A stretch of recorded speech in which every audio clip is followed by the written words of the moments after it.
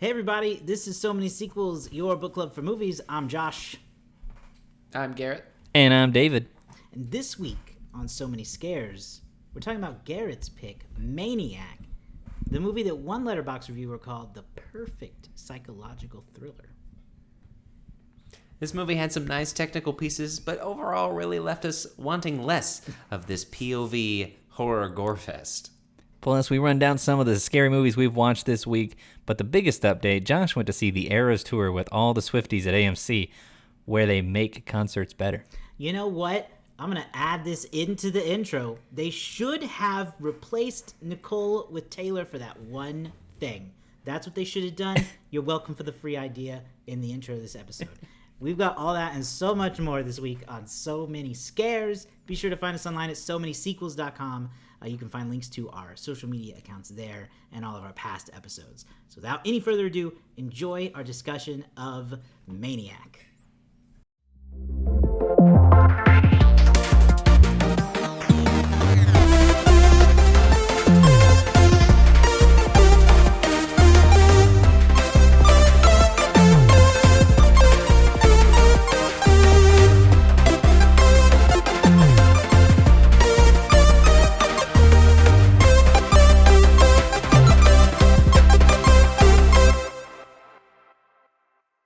So listen, I gotta talk about one non-Halloween thing. I gotta get it out of the way because it's big in the movie world right Preach, now. brother, preach. Take us to church. I went to Taylor Swift's Eras Tour movie. Okay, and I need to, We talked about you doing that. Yeah. I'd been looking forward to it. I got disgraced friend of the show Andrew to join me, so he can back. Oh yeah, He can back these stories up. Yeah, he wanted to go too.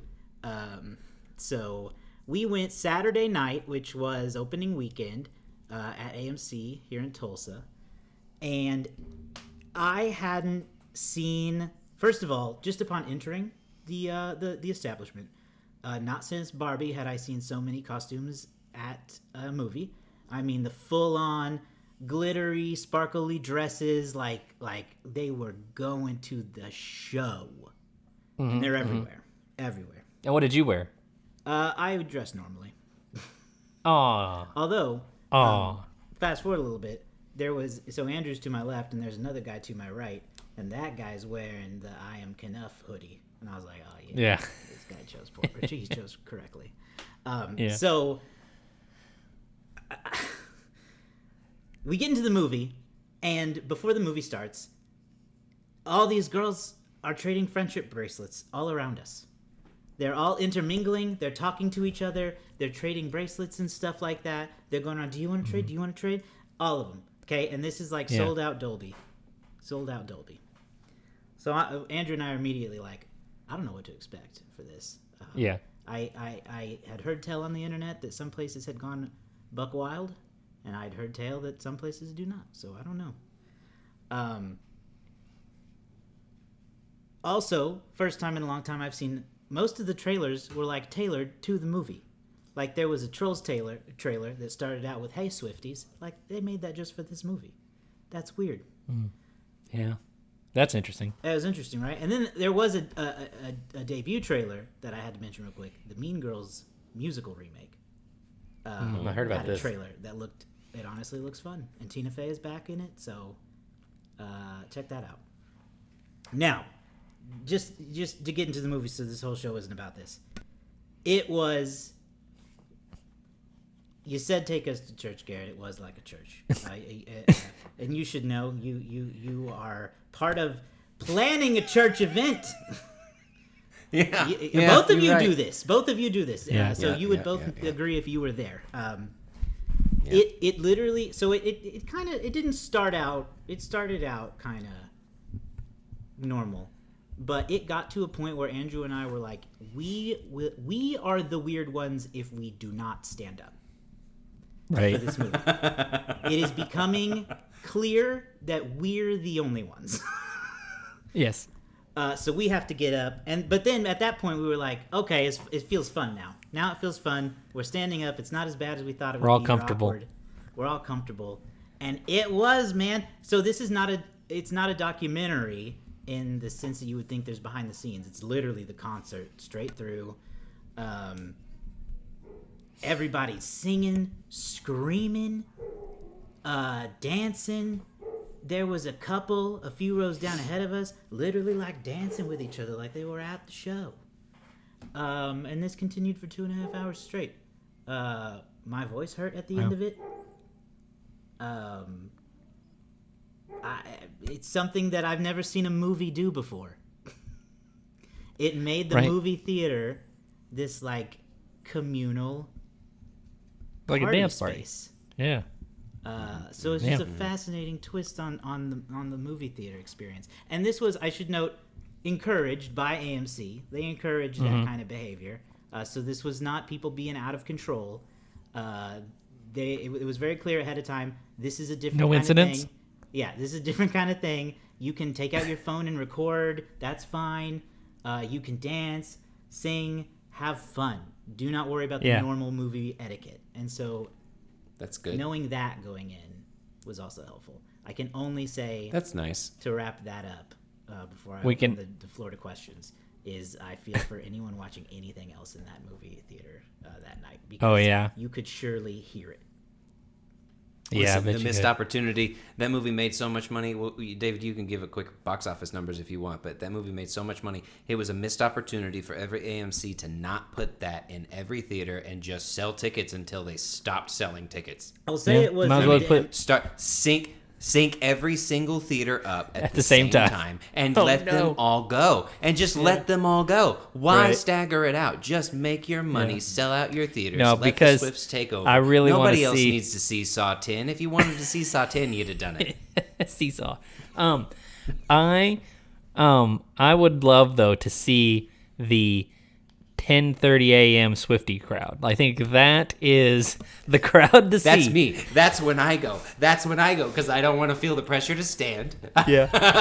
I'm not confident. I know enough of the words to do it. And so I want to sit in the back at 10:30 in the morning and just watch the show. Because that's the only way I'll ever see it. And I do want to issue a blanket anonymous compliment to the man sitting next to Andrew, who refused to buckle and did stay sitting the entire time, but was clearly there just for his girlfriend. But he did stay through the whole thing, and so I commend that man for that.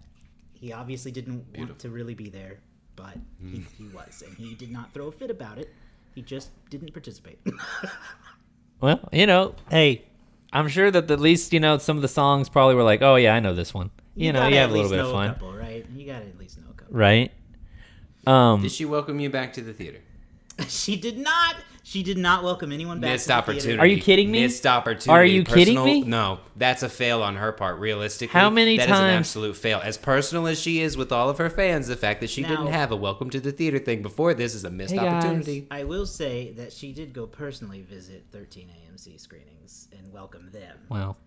So that's what did the people in Tulsa, Oklahoma get? They got $25 seats. They got the concert experience a lot. Yeah, that we'll never get. They got a great deal. It's a great deal. So great deal. Did you make any friends, Josh? Did you get any friendship bracelets? I did not get any friendship bracelets because it was kind of a trading thing, and I didn't have any to offer. Apparently, we had missed it, but AMC was giving out their own bracelets, and so we could have done that. But we did not have any to trade, so no. It would be a cool thing to do. So I do feel as if we all left better friends. That's good. That's good. That probably a cool corner to market. You don't have to sell them.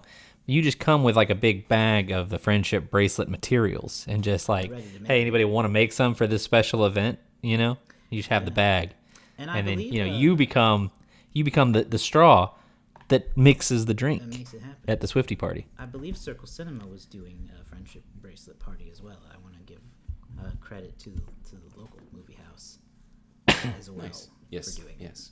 So great, good fun time. I was reading an article in Variety earlier about the box office reaction, and apparently everybody is quite thrilled because they were prepared for a very dead fall financially, and this was a movie.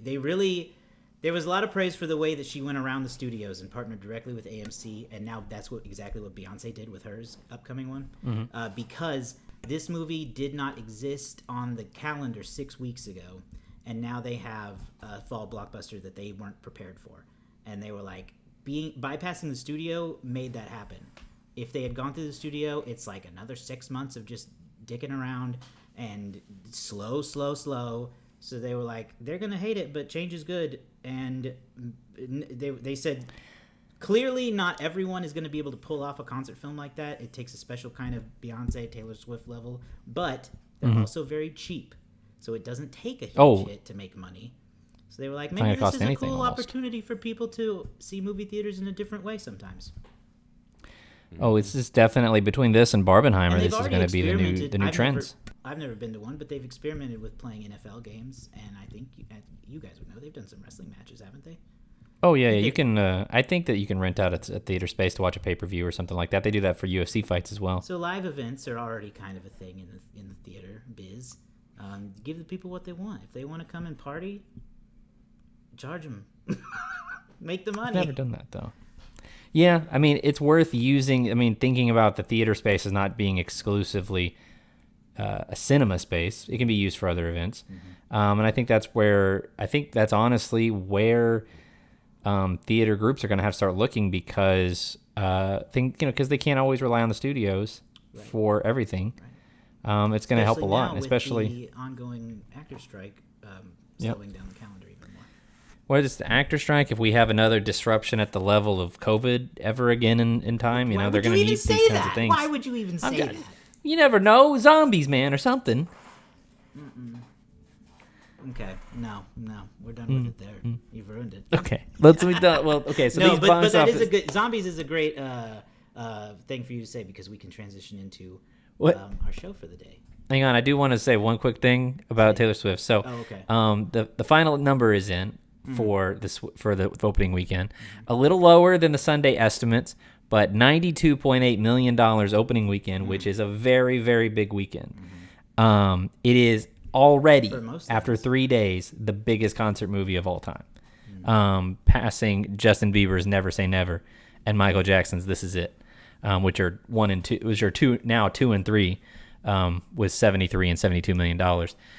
It's probably going to keep doing well. I think they're going to leave this in theaters for a little while longer. It should. It's going to have legs. They quoted a fan in that Variety article that I think a lot of people are going to feel who were there and are big time fans, which was they've already gone to see it multiple times, and they said it's nice to see the movie again, but I'm coming back for the atmosphere. And what better ringing endorsement for AMC could you have? Yeah. Hey, you know what? Here's an idea. I can't wait to watch it at home. You could take this to the bank. Start putting trading cards out with, if you give people, 2 trading cards, and then keep that same idea. What movies have you seen this year? I'm going to keep one for me, and I'm going to trade with somebody else.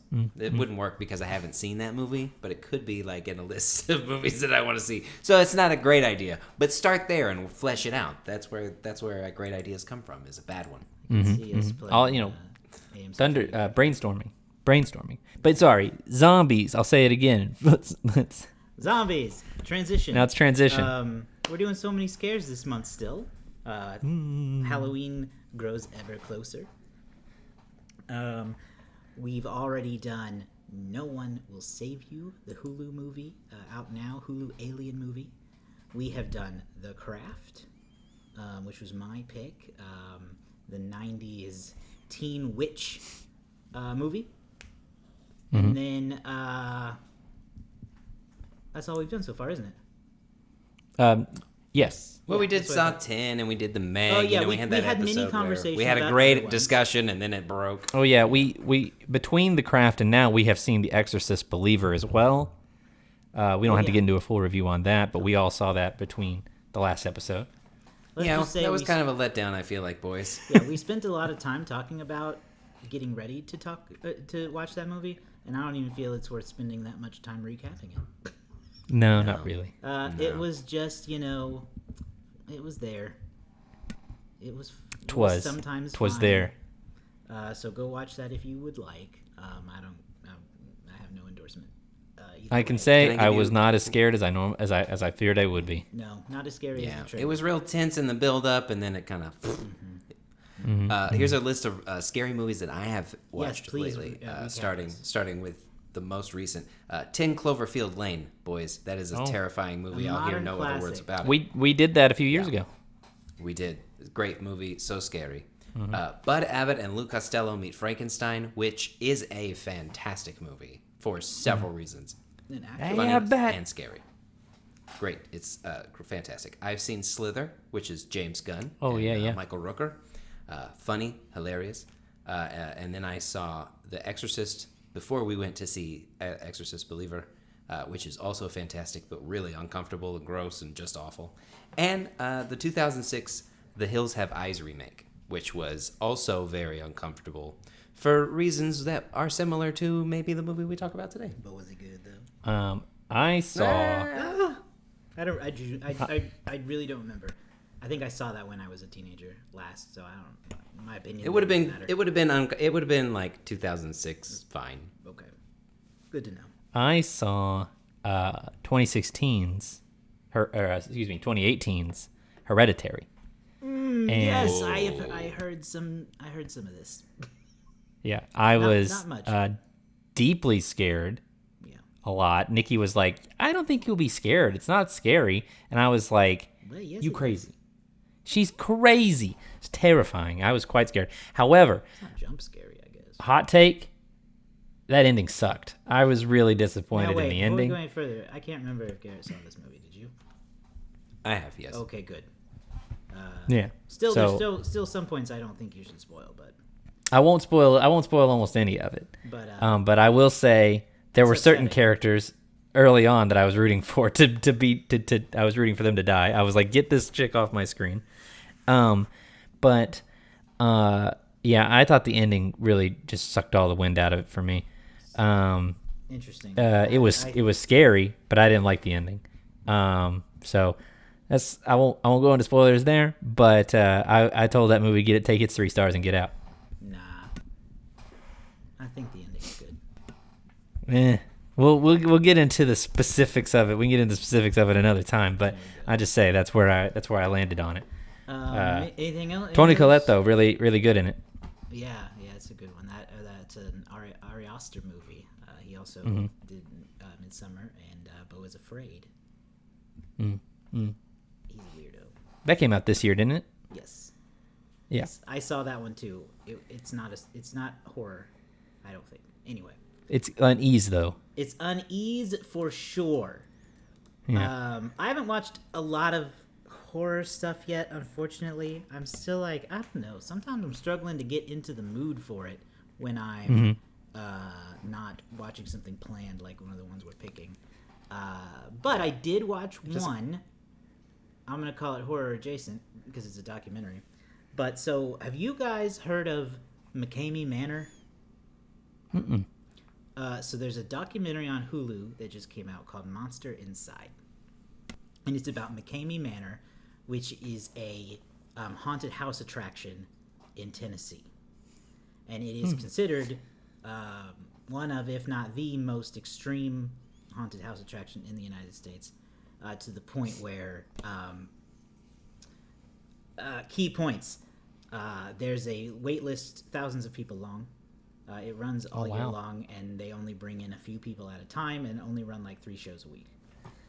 It does not cost anything except a donation of dog food. And it can last anywhere from 8 to 10 hours, the experience. No. And it comes with a 40-plus page waiver that you sign, agreeing that you will not be allowed to leave the premises without staff permission, that you may be physically and psychologically tortured, and that pain can include up to broken bones and teeth removal. Teeth removal? They waterboard people, and they record the entire thing. And this is the thing people do. And somehow it's allowed to exist, questionably, because they do it voluntarily and sign the papers, knowing full well what will happen. It's like that episode of American Dad where Stan brings in a bunch of serial killers from the local prison, as as entertainment for his haunted house. So I definitely Every time you want to. I recommend it to Garrett for sure. I don't know if I recommend it to David. Every time one of you yahoos watches a documentary, it's about like weird Santa training or a haunted house where they pull people's teeth out or some kind of messed up nonsense. And I'm going to have to ask you guys, start watching some documentaries about like you show nice me a documentary things. about good news and I don't know. They're never about good news. My Santa training documentary was about wonderful magical things. You're right. It's just weird, but it's positive. It is weird, but it was positive. It was just the only other one I could think of. So that's the only horror related thing I watch. You should at least check out the trailer or read the Wikipedia page for McCamey Manor, because it is certainly interesting. Okay. And there is sounds effed up. It is. You better effed give up. me a can of dog food. Essentially, the question that the documentary posits is this person just a extreme Halloween fan, or is he found a loophole to do some weird shit? I lean towards the latter. Watch the documentary. So that's that. That's that. All right. Well, this week. I mean, honestly, that is a great transition into. It kind of is, because this is the week I feel like it's going to be the worst in terms of like gross stuff we might be talking about. Yes, this week to get into our main review of the week is Maniac, a movie from 2012, an indie movie starring Elijah Wood. And the letterbox synopsis for this movie is: as he helps a young artist with her upcoming exhibition, the owner of a mannequin shop's deadly suppressed desires come to the surface. So, with that little setup, why, Garrett, did you do this to us? And that is how I explain yourself. Think that question should be framed. I saw this movie when I don't know, it had to have been during lockdown or something. Perhaps it was during. Only then could something like this feel good. Because you weren't here. So Josh and I were roommates, and you weren't here. And I think it was a time when I probably didn't have a job during that time period in October, because that was around the time. So I was watching a bunch of horror movies because I didn't have anything else to do. And I stumbled upon this, and man, it was an experience that I had never had before. And I think that part of it stood out more than the whole. I think that it was like uncomfortable and just vicious, and it was like, it was scary and weird, and that's what I remember. This go around, those things were still there, but man, it was bad. It was bad acting. It was bad writing. It was bad. Women were treated really poorly as characters and people, and it was really bad. So there's that. Who's next? Josh, if you'll allow me. Garrett, I'm delighted to hear you say that. Go ahead. Yeah. Because it is visceral at times. There's a brutality to it. I think that artistically, it is an interesting idea to do this point of view style story. And I am surprised that we don't see more point of view films. Like, I'm surprised that's just not more commonly used as a storytelling device. That said, at times this movie felt like a creative episode of Criminal Minds. Like, it felt very thin in terms of characterization and motivation, and it felt. So this is going to be kind of a redundant thing to say. It felt exploitive. It felt totally like, and it's because it's a remake of an exploitation film. That's why it feels that way. It doesn't feel like it's actually saying anything or actually really exploring anything. It just feels like it's kind of taking advantage of an icky element of society that we all wish wasn't there. And I'm not saying it's overly common, but yeah. And honestly, most of the time I was bored and even I didn't even think it was as gory or gross as it could have been. I was really expecting like really like I was expecting like this guy to be like eating people and stuff like that. The grossest was watching getting a POV shot of him vomiting, but that was one of the only moments where I really looked away. I was like, oh, I don't want to watch someone throw up. Let me turn away. So yeah, I was it didn't land for me in a lot of ways. It was, I think, an interesting idea, but I don't think it connected to me. One of the weirdest shots in the movie is one of the opening moments where Elijah Wood looks in the rearview mirror and it's like clearly CGI Elijah Wood's eyes. It just looked a little off. Josh, what did you think?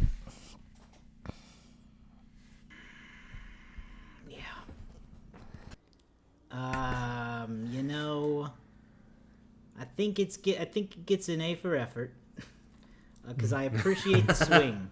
I appreciate the swing. I would say I don't think I'm surprised that they don't do a lot of that first person point of view movie because I was very tired of it after a point. To me, I don't know that sustaining the whole movie that way with only a few out, third person shots worked for me. It got a little too video gamey in my head. So I didn't love it, though I appreciate the risk. It didn't ruin it by any means. I just think it would have been a better movie if it was told more narratively, or not narratively, but visually, traditionally. Yeah. So that said, I liked Elijah Wood's performance. He's very good at being creepy when you see him do creepy things. He's such an interesting actor, and I feel like I never know what I'm going to get out of him. And this one was one of those movies where I was like, oh, I've really never quite seen Elijah Wood do this before, but he's good at it. He's very believable as this kind of just sick serial killer person. Yeah. I don't know that I feel like I know you said you didn't want it to be more gory, but it was plenty gory for me. I don't know that I felt like, oh, this could be worse. It was worse. I don't know. Maybe the up-close scalpings, yeah. I could not do. I would rather watch him barf on repeat than watch that scalping, which happens continuously. Up close. See, and that was gross, but it's one of those things that's like, I don't know, it's like just didn't. Maybe my fear factor is just so weirdly skewed because I'm so scared of like things in the dark, and I'm really and like sort of like creature stuff, like that stuff really scares me.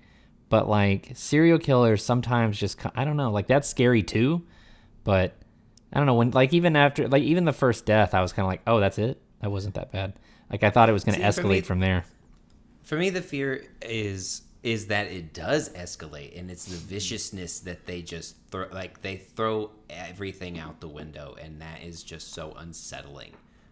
Each of the victims, each of the women, I don't even know, it's each of those people were just victimized and brutalized and like shown in such a way that was so uncomfortable. And I didn't do a ton of history of the 1980 movie, but I gotta think that it came out at a time where you already have a Freddy Krueger, a Michael Myers, and a Jason, and you're thinking, how can this movie stand out while you still give people that serial killer thing that you're trying to hit, right? That's a big popular thing. And I think this one did that, but with horror porn. It came out in 2012.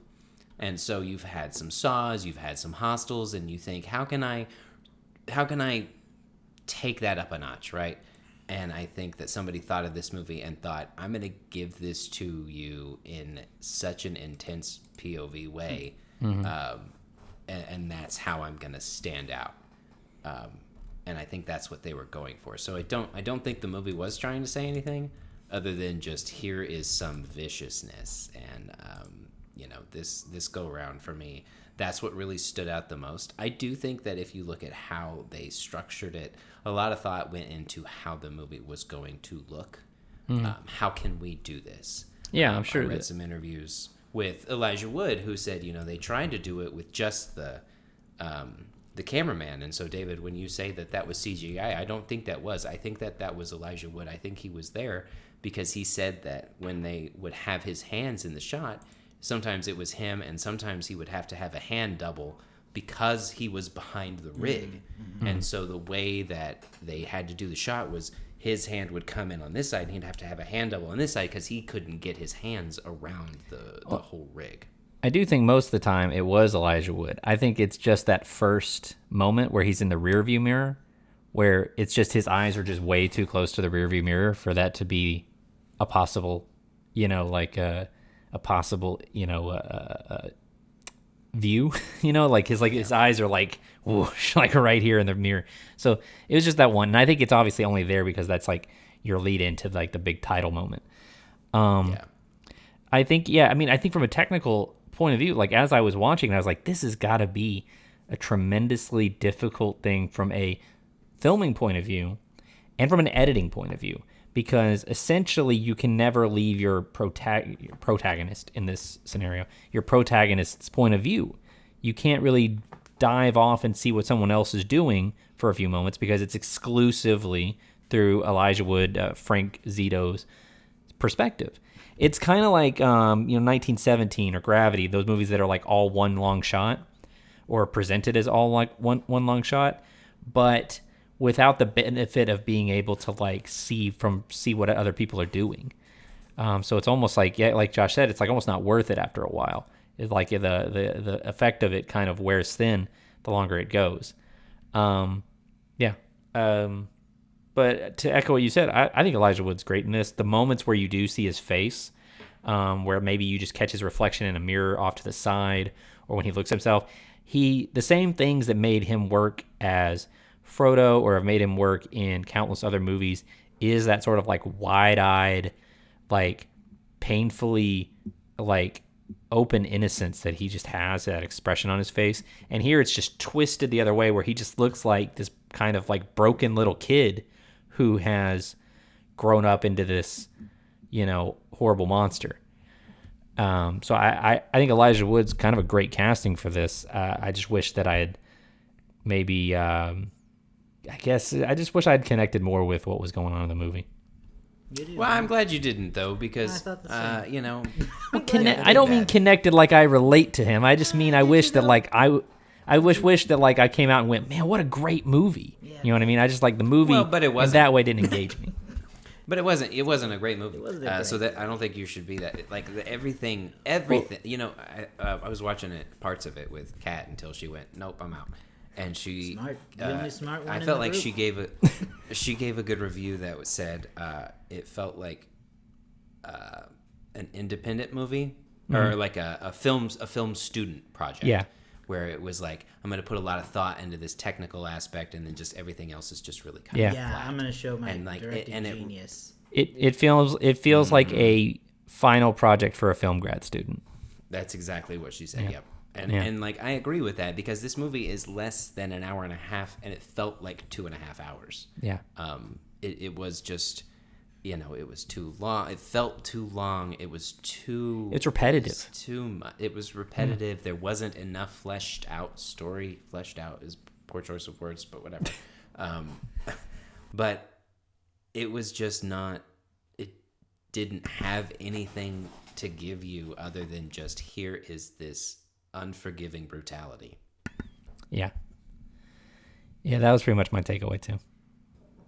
Yeah, it has to be, I feel like, because it doesn't go in depth enough into Elijah Wood's psyche to really figure out, he's very surface level. Because his whole thing is he kind of starts to fall in love with one of these girls, and so he tries to control the urges he has, but to no effect, essentially, in the end. But we never go far enough into that to really make any kind of stronger connection, I feel like, or to make a deeper story. No, there's just it's very surface level. It's very surface level, like psychology. And the women, none of the female characters get any background really whatsoever. Which no, they were only written to be connect. Brutalized. Yeah, so then no, and that's well, why does he love her? We don't even know her side or anything about her, really. And that's why I compared it to like an episode of like Criminal Minds, because it feels like like the characters, especially the victims, they only exist to be like victims along the course of this other story, and like so they have nothing going on other than to be brutally abused and hurt and victimized, and for our entertainment, or to maybe entertainment, if you don't want to use that word, to help us build our disgust or hatred or whatever for this person, right? And it just kind of feels like they're props. That's all they are. They are props for this story, and it feels gross at times. I mean, even if, I don't know.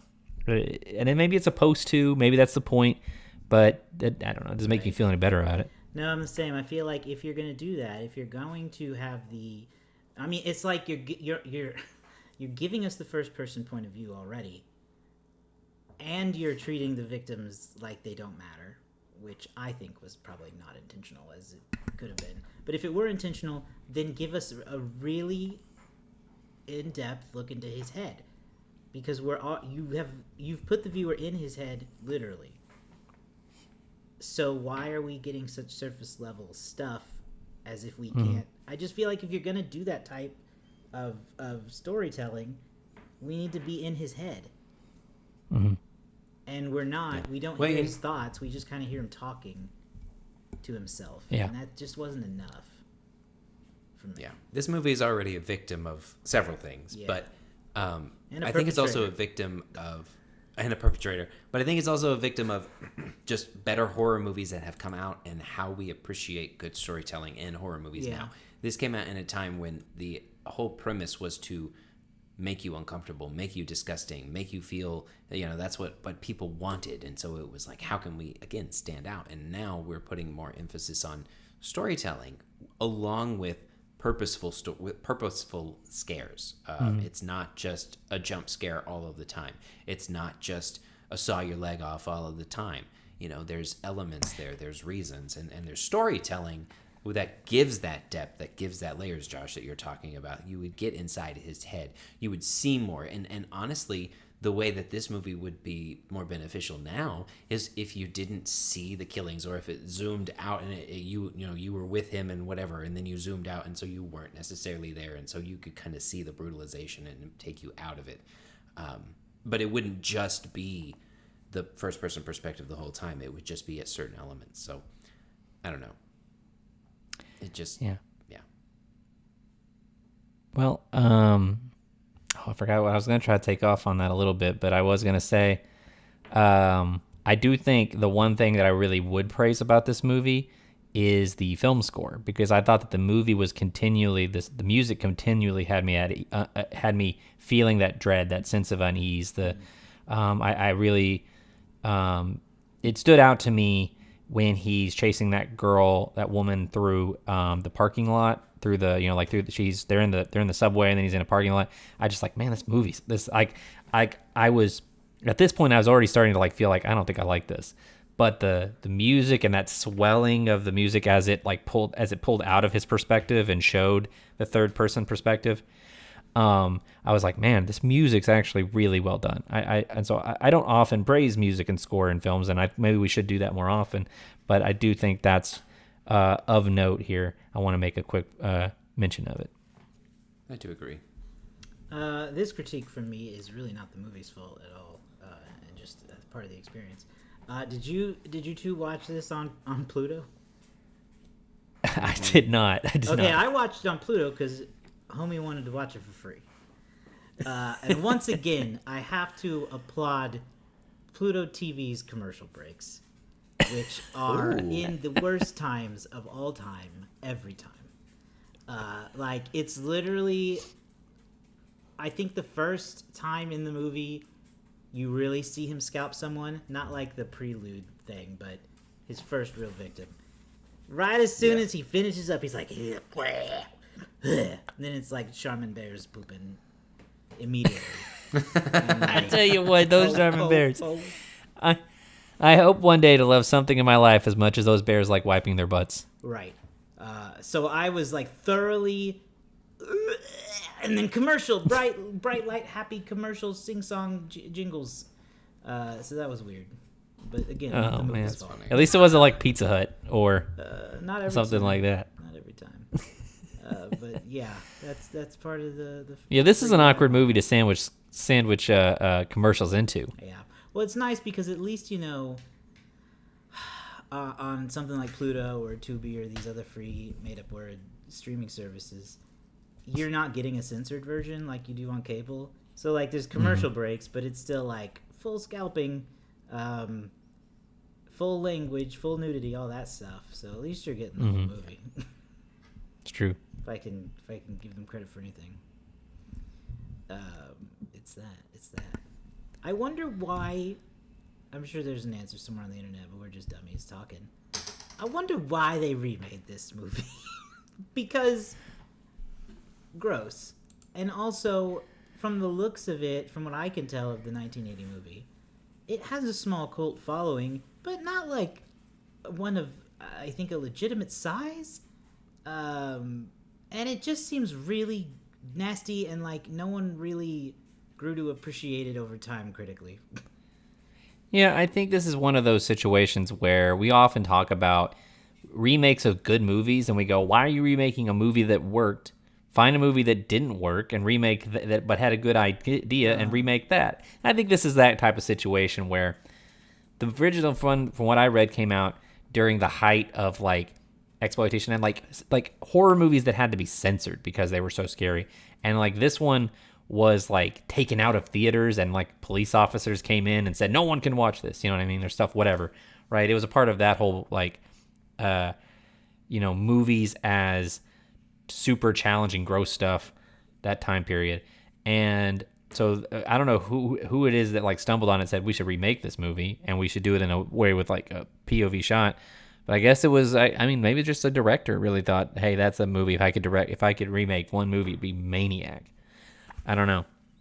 But the original one doesn't sound like it's like any different, really, other than instead of a mannequin store, he's like a real estate agent. Yeah, I think Maniac is a POV version in the 1980s. I'm not confident of that. But there's also another one that's like Peeping Tom, and that's an older one that's POV. And so it's not uncommon to do some POV stuff. But yeah, I really do think that this original movie was just made to gross you out. And I think that this one was just remade to gross you out in a modern time.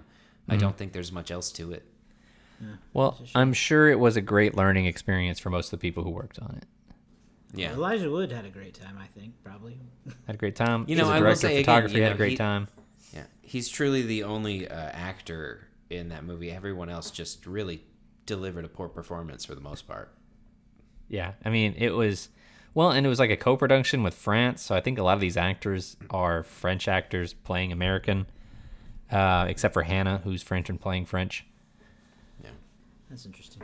But anyway, that's all I got to say about this. Yeah, I don't have much else for this one. Me too. Garrett, when you said sorry, I thought it was going to be because it was so brutal and scary. I didn't realize that you were saying sorry because you didn't like it. Nope. Well, you know what? Your mileage may That's vary. what You I could was take hoping it for. Interpret it for any way you want. For some people, it will be too scary, probably. But I'm not particularly scared of gore. I just don't like it. Yeah, this one was just so vicious and uncomfortable. It was definitely unsettling a lot. It was slimy. Yeah. Very slimy. Very David, wet did this movie. have any box office? Did this come out in any theaters in the world? It did. Minimal here in the United States. It opened, if you want to call it that, the weekend of June 21st of 2012. It was in its opening weekend. It was in one theater, and it brought in $5,571 at that one theater space. Well, that's pretty good for that one theater space. I know. It was the number 64 movie of the weekend. Far, far behind the number 1 movie of the weekend, Monsters University. And at number 2, this is a movie we've reviewed, World War Z. Nice. Actually, so this wasn't 2012, excuse me. This was 2013. that this movie released in the United States. Was, Its initial release was overseas, so its worldwide totals were $31,000 in the United States, $2.6 million overseas. Like I said, it was a co-production with France, and so its main audience was French audiences, and so $2.6 million total worldwide. Not a lot of other numbers to go there, so I'll leave it at that. That has to be all of Elijah's salary, right? 2.6 million. I don't think so. Yeah, you pay Frodo Baggins. You're not going to pay him at least a cool $1 million. Yeah. Oh, he might have done it for very little. You never know. You're right. I don't know what I think he's low. He and Daniel Radcliffe have the greatest careers. To Daniel Radcliffe. They have the greatest careers as far as their choices and their successes. Well, they both got set up financially for life really young, I think. I mean, Elijah was pretty young when he did Lord of the Rings. Not as young as Daniel, but enough that I don't think he has to be picky with his work ever again. Or he can be picky with his work. Yeah. And same for Daniel, and they both pick weird stuff. I love it. Mm-hmm. So officially, that's all I have for that. Officially, this is a 2012 movie on Letterboxd. Yeah. And so the other 2012 movies, just to give you some 2012 movies that we've also done, we've done The Avengers. We did The Dark Knight Rises. That was before my time. Wreck-It Ralph. Josh doesn't remember us doing Wreck-It Ralph, but you guys did that at one point. Men in Black 3 was also 2012. And Skyfall, that was a good one. That was one of our more favorite ones. And then Pitch Perfect. So there's your 2012 films from so many sequels. And I'll throw it to the Letterboxd game. Excellent. Okay, well, while we ruminate and think about what Letterboxd thinks this movie is on average, let's look at some of the most popular reviews. These are interesting, These are interesting. Not always funny. As you know, I like it when they're really funny, but sometimes they're just I'm intrigued as the Letterboxd score on this one. I have no idea. The top review says 5 stars. I said it once and I'll say it again. Still the most affecting horror film of the 21st century. This is cinematic brilliance. 4 stars. Elijah, you freaky bastard. Why do I love you so much? The first person point of view made this much more sinister. 3 stars. Very kind of Elijah Wood to vlog his daily life for us. And finally, 5 stars. The perfect psychological horror film. Hard disagree. I gotta say, hard disagree with most of them. But it's gonna make the guessing here really interesting, I think. It is. Yeah, let me. I believe you guys are tied. So do you want to do rock, paper, scissors to see who goes first? Last? Are you kidding me? I mean, last. There's 3 of us, so it's kind of generous to even call it last. Hey now. You're just up there saying if you're not first, you're last, aren't you? Fucking. It's if you're not first, you're lost. McQueen. Who says that in the movie? Ricky Bobby. Ricky Bobby says that. It's not Cars. Okay. Cars is the Talladega Nights for kids. Well, I think I've stalled enough to think I have a guess. Yeah. All right. I tell you what, Garrett won last week, so Josh, you will defer. You go first. 3 point. I've got momentum on my side. 3.2. 3.2. Oh man, that's literally what I was gonna do. Do it. 3.3. I'll go. I think those first 2 made me think are on the higher side than the lower side. Right? 3.2 and 3.3. I'm going to hope that Letterboxd is on my side. Okay. I'm going to say 2.4. Oh, that's awfully risky. Yeah. Just because of the nature of the top review. Okay. I mean, as long as it's not... why should I complain? As long as it's 2.8 or lower, I'll be all right, I think. That would be true. Okay. So, let me get the number. This has got 29,000 reviews. And we have a direct hit this week. I'm grateful to say it's not David. Oh, shoot. Oh, and I feel really good about it because it's me and it's the one I stole from Garrett. So. 3.2. Damn. If only you'd gotten to go first. But 3.2 from those 29,000 viewers on Letterboxd. That's that's still high for me for this one, I think. Yeah. Personally, 3.2. That's a little high. So actually, let me look. I gotta look at my rating scale. 3.2. Yeah, that's what the community says. I'm gonna go 2. 2 is disappointing in my scale. That's also where I fall on this one. Okay, in the exact same star and reasoning. And I think this, for me, is going to be a so many sequels / so many scares first. I'm giving this 1 star. This was on my... Stunning. I looked at my thing. It's offensive and bad. That's my 1 star level. And I was gonna kind of gauge where you guys went. If you guys were like 2.5, 3s, I was gonna say like 2. But since you guys are in the 2s, I'm calm, feel good going with the 1. I thought this was just, ugh. But Josh, that puts you at 10. 10 now. You're only 5 behind me at this point. Hey, that's doable, man. That's 2 dead ringers, and then you're back within 1. Yep, that was your first win since Surf's Up. You dominated Animated August, and now you are back, hopefully, to take some more scares. We'll see. Victories. We will see. Okay, well, that wraps up this week of So Many Scares, but we're not done yet. We got more coming up for you. We still got David's pick. We're going to do The Shining. The Shining. We're going to do The Shining. Very excited about The Shining. A true classic of horror from the master of horror himself, Stephen King. This movie stars Jack Nicholson. It's going to be interesting, I think. Directed by Stanley Kubrick. Some might who many consider the greatest director of all time. Some may say. Mm-hmm. Well, and then we're still definitely in the conversation. We're still figuring this out, but we're going to end with a fan pick.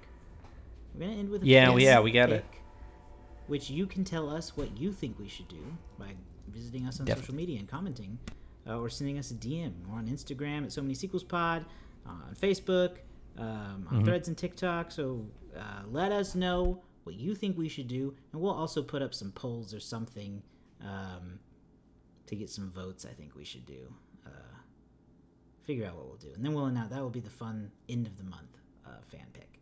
So plenty more So Many Scares to come. So be sure to find us online at SoManySequels.com. You can find all of our past episodes there, as well as links to our social media channels that I just told you earlier. So do that. Subscribe to the show on YouTube, wherever you get podcasts, and we will see you all next time. Bye.